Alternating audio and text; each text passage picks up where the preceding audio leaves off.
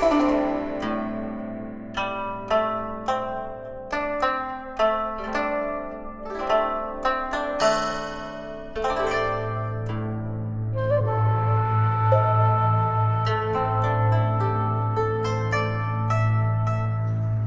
friends, and welcome to English Guetta YouTube channel. This is a four-part series on William Shakespeare's tragedy, Macbeth. Though it is not possible for me to do full justice to the greatness of this sublime tragedy in such a short time, the attempt here is to make you enjoy and appreciate this great tragedy. Most interestingly, the transformation of the protagonist from a noble hero into a tyrant and a cruel murderer is quite fascinating as well as intriguing.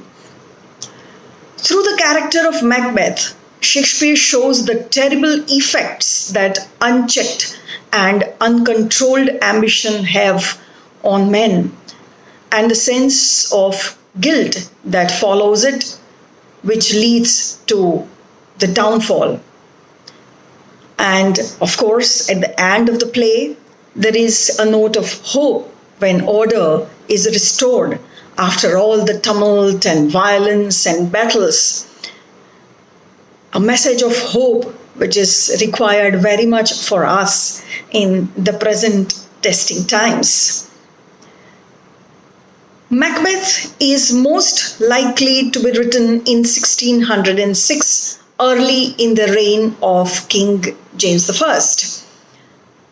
Out of the four great Shakespearean tragedies, which include Hamlet, Othello, King Lear, and Macbeth, the last one, that is Macbeth, is his shortest but bloodiest and most gruesome tragedy. It is certainly one of his most powerful and most intense in terms of both of its action and its portrayal of human relationships. Shakespeare's chief source for Macbeth was Holinshed's Chronicles. The action of the play is set mainly in and around the castles and battlefields of Scotland. Let's have a look at the important characters of the play. We have Macbeth, a Scottish general and the Thane of Glamis.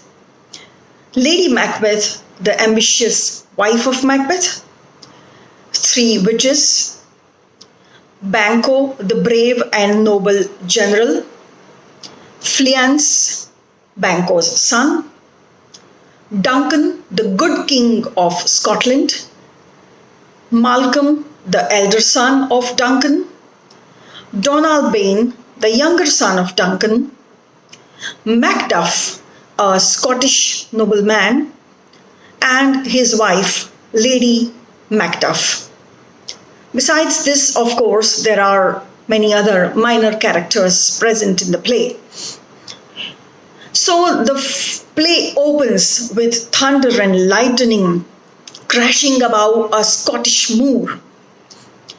Three old women, who are referred to as three witches, appear out of nowhere. They make plans to reappear on the heath to confront Macbeth. And their eerie chanting, "Fair is foul and foul is fair," set the dark mood of the play. The next scene shifts to the military camp, where the Scottish King Duncan hears the news that his two generals, Macbeth and Banquo, have defeated the invading armies. Macbeth is praised very highly for his deeds of bravery in the following words. "For brave Macbeth, disdaining fortune with his brandished steel, which smoked with bloody execution, carved out his passage, till he faced the slave, which never shook hands nor bade farewell to him, till he unseamed him from the nave to the chops, and fixed his head upon our battlements. Macbeth and Banquo are now returning from the battle and on their way to the king's court. They encounter the witches as they cross the moor. The witches prophesy. And friends, here I would like to draw your attention to the two words and their two different spellings. One is P-R-O-P-H-E-S-Y. This is a verb and it is to be pronounced as prophesy. And the other word is P-R-O-P-H-E-C-Y. Prophecy, which is a noun. So please make a note of these two different pronunciations of the verb and the noun. So the witches prophesy that Macbeth will be made a Thane of Cawdor and eventually King of Scotland. They also prophesied that Macbeth's companion Banquo's children will become Scottish kings, though Banquo will never become king himself.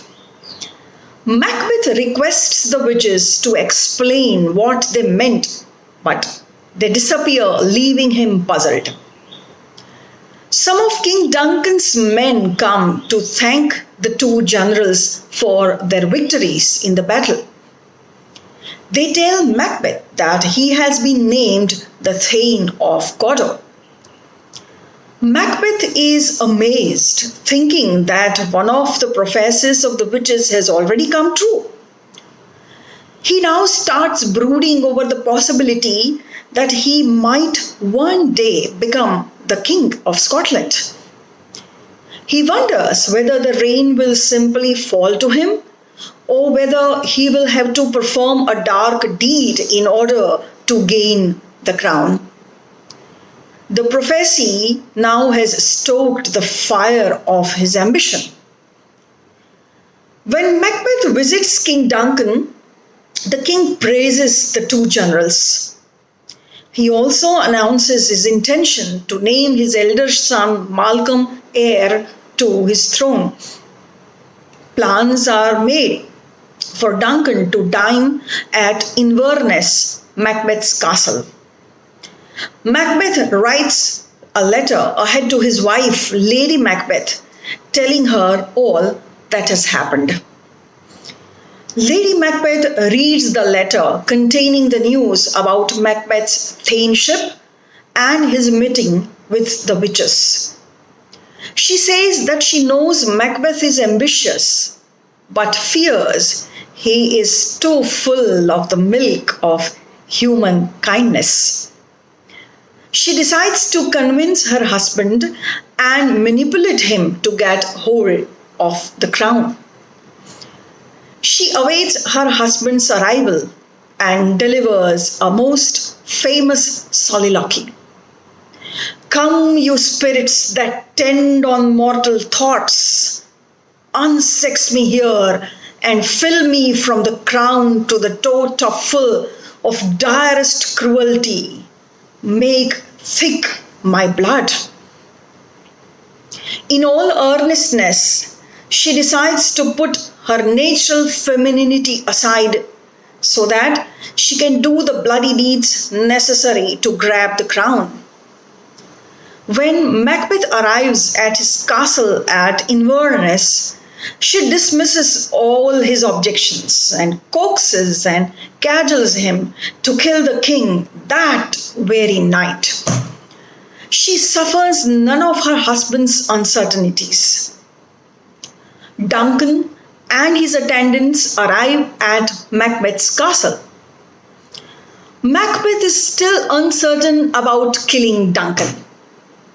He realizes that bloody actions return to plague the inventor.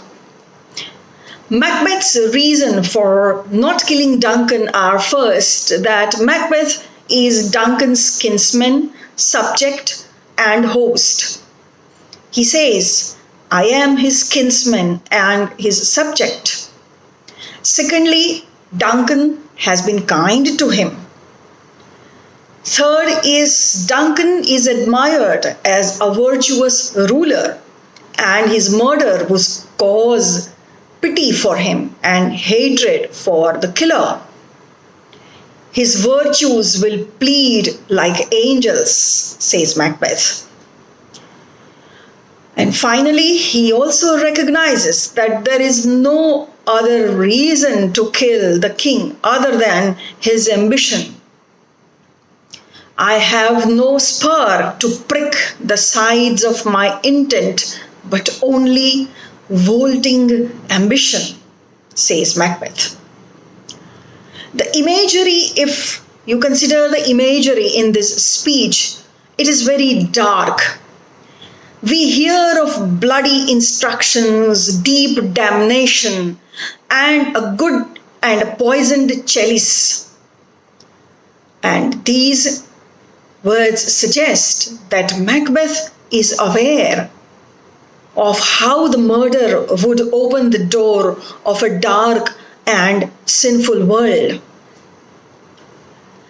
But Lady Macbeth enters, and Macbeth declares his intention of not killing the king. Lady Macbeth is infuriated by the cowardice of Macbeth. She accuses him of cowardice and fickleness. She taunts him by questioning his manhood. Lady Macbeth tells him the plan of murdering Duncan. The whole plan of murder is very clear in her mind. While Duncan sleeps, she will make his two chamberlains drunk, and they can murder Duncan without anyone noticing it. And they will blame the chamberlains for the murder, who will be defenseless because they will remember nothing in the morning. Macbeth is amazed by his wife's plan. He tells his wife that her undaunted mettle makes him hope that she will give birth only to male children, bring forth men children only. And he then agrees to proceed with the murder. He says, if it were done when it is done, then it were well, it were done quickly.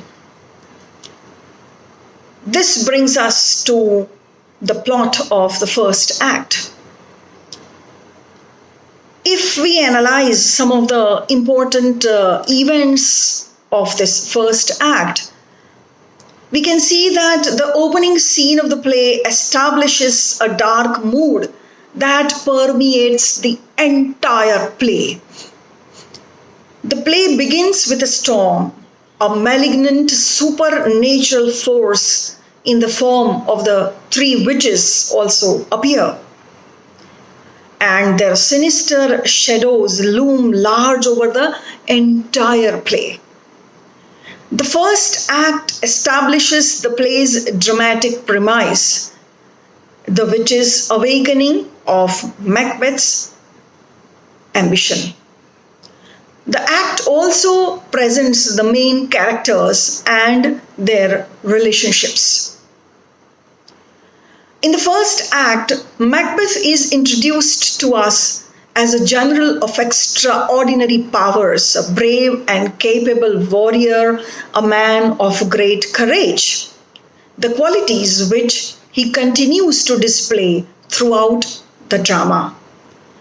He is admired for putting down the rebellion and repelling the invasion of a foreign army. When we see Macbeth interact with the three witches, we realize that his courage is joined by a consuming ambition, and also there is a tendency to self-doubt. The prophecy has ignited the spark of ambition, but he mulls over the situation and at one point is almost on the verge of dismissing this. The prediction that he will be king makes him happy, but It also creates inner turmoil and leads him to the path of descent. Although he is encouraged by the witches, Macbeth's true downfall is his own ambition. The first act also introduces the character of one of the most sublime characters, Lady Macbeth. She is one of the most commanding, awe-inspiring, and memorable characters. Lady Macbeth is as ambitious as her husband, encouraging him to commit murder to achieve their goals. Lady Macbeth provides the brain and the will behind her husband's plotting. Initially, she takes a superior position, orchestrating the plan of murder. She does not allow him to speak much when Macbeth returns to his castle. She does not have the compunctions of her husband and encourages him by picturing the deed as heroic. With single-minded pursuit of securing the crown, she fails to see the consequences of her actions. With sheer force of will, she prepares the scheme of murder and rouses her husband with a taunt no man can bear actually, and that too a soldier. The word coward is undoing of Macbeth. Macbeth's blind pursuit of power can be contrasted with other ambitious characters in the play, like Banquo. Banquo also hears the witches' prophecies, but he does not fall victim to his ambition. He is also tempted by the possibility that all prophecies might be true. But unlike Macbeth, Banquo's reason can control his personal desire. His morality also prevents him from pursuing his goal at any cost. He also warns Macbeth when he realizes that Macbeth is attracted by the hope of kingship. Macbeth is also aware of his wrongdoing and he recognizes that there will surely be consequences. His soliloquy reveals his awareness that he may be unleashing a cycle of violence that will eventually destroy him. He is tempted by his overwhelming, overriding ambition, and he tries to resist any temptation of wrongdoing. However, his resistance is not powerful enough to withstand the lashing words of his wife and her ability to manipulate him. He has lost his reason to indulge his own fantasy. His words, after Duncan declares his son heir to the crown, "Stars, hide your fires, let not light see my black and deep desires," are an echo of his deep-seated ambition. Both Macbeths fail to see how their ambition makes them cross moral lines and how their stubborn determination to achieve their desires will lead to their downfall. With this, we come to the end of part 1 of this series. Welcome to part 2 of the 4-part series on William Shakespeare's Macbeth. In the first part, we have seen how the prophecy of the 3 witches stokes the fire of ambition in Macbeth, and then later how Macbeth and his wife Lady Macbeth plan the murder of the old King Duncan. Now, in the second act, Macbeth has a vision of a dagger floating in the air before him, its handle pointing toward his hand and its tip aiming toward Duncan. Macbeth tries to grasp the dagger but fails. He wonders whether what he sees is real or a dagger of the mind, a false creation proceeding from the heat oppressed brain. He thinks he sees blood on the blade, but then decides that the vision is just a manifestation of his disturbed mind over killing Duncan. While Duncan is asleep, Macbeth stabs him to death. Lady Macbeth asserts that she would have killed the king herself then and there had he not resembled her father as he slept. Macbeth emerges, his hands covered in blood, and says that the deed is done. He adds that as he killed the king, he thought he heard a voice cry out, "Sleep no more. Macbeth does murder sleep." And he asks desperately, "Will all great Neptune's ocean wash this blood clear from my hand? No, this my hand will rather the multitudinous seas incarnadine, making the green one red." As Lady Macbeth re-enters the hall, a knocking is heard twice and then a third time. She leads her husband back to the bedchamber where he can wash off the blood. "A little water clears us of this deed," she tells him. "How easy it is then." Duncan's death is discovered the next morning by Macduff, who has been asked to awaken the king. Macbeth declares that he has killed the sleepy chamberlains, rousing the suspicion of Macduff of these new deaths. But Macbeth declares he killed them out of rage at their crime. And then Lady Macbeth faints. Macbeth later is proclaimed the King of Scotland. Fearing for their lives, Duncan's sons resolve to flee the court. Malcolm declares that he will go south to England and Donalbain will go to Ireland.